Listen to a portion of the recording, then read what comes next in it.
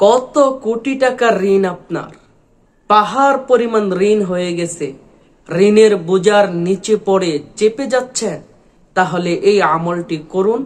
ইনশাআল্লাহ সব ঋণ আল্লাহ তাআলা আপনাকে পরিশোধের ব্যবস্থা করে দিবে। ঋণের বোঝা আপনার মাথা থেকে আল্লাহ তাআলা দূর করে দিবে।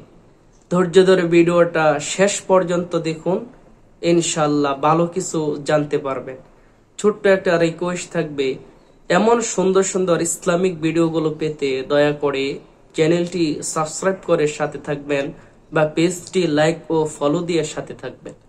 তো প্রিয় ভাই, আমাদের সমাজে অনেকে আছে যারা ঋণের বোঝার নিচে পড়ে দিন দিন ডেবে যাইতেছি।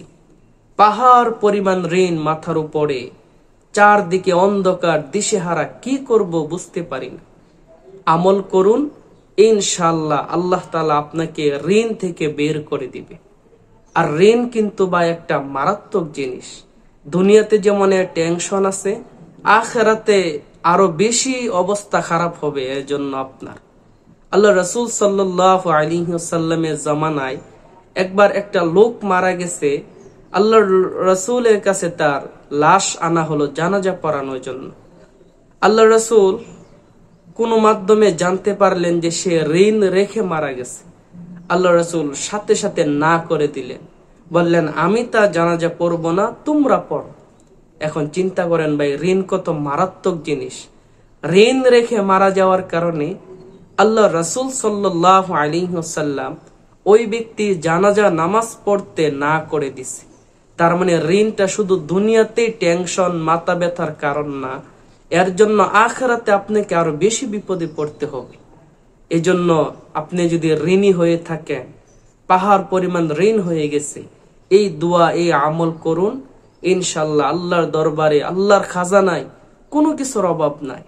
আল্লাহ তাআলা গায়েবী ভাবে সবকিছু ব্যবস্থা করে আপনার ঋণ থেকে আপনাকে মুক্ত করবে। হযরত আলী রাদিয়াল্লাহু তাআলা আনহু বলেছেন, কারোর যদি পাহাড় পরিমাণও ঋণ থাকে, এই দোয়া, এই আমল যদি সে নিয়মিত করে, ইনশাআল্লাহ সেই পাহাড় পরিমাণ ঋণও আল্লাহ তাআলা পরিশোধের ব্যবস্থা করে দিবে। তো সেই দামি দোয়াটি হলো, আল্লাহুম্মা কফিনি বিহালালিকা আন হারামিক ওয়া আগনিনি বিফাদলিকা আম্মান সিওয়াক। এই দোয়াটা আপনাকে, দোয়া কবুলের কিছু সময় আছে, এই সময়গুলোতে বেশি বেশি পাঠ করতে হবে। যেমন দোয়া কবুলের সময় ফরজ নামাজে সালাম ফিরানোর পরে পাঠ করবে। নফল এবং সুন্নত নামাজ আদায় করার সময় যখন সিজদায় যান, সিজদা তাসবিহগুলো পাঠ করে এই দোয়াটা পাঠ করবে।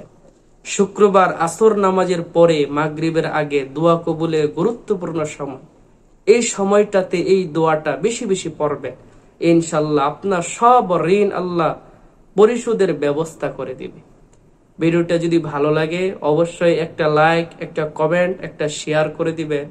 পরবর্তী এমন সুন্দর সুন্দর ইসলামিক ভিডিওগুলো পেতে দয়া করে এই চ্যানেলটি সাবস্ক্রাইব করে বা পেজটি লাইক ও ফলো দিয়ে সাথে থাকবেন।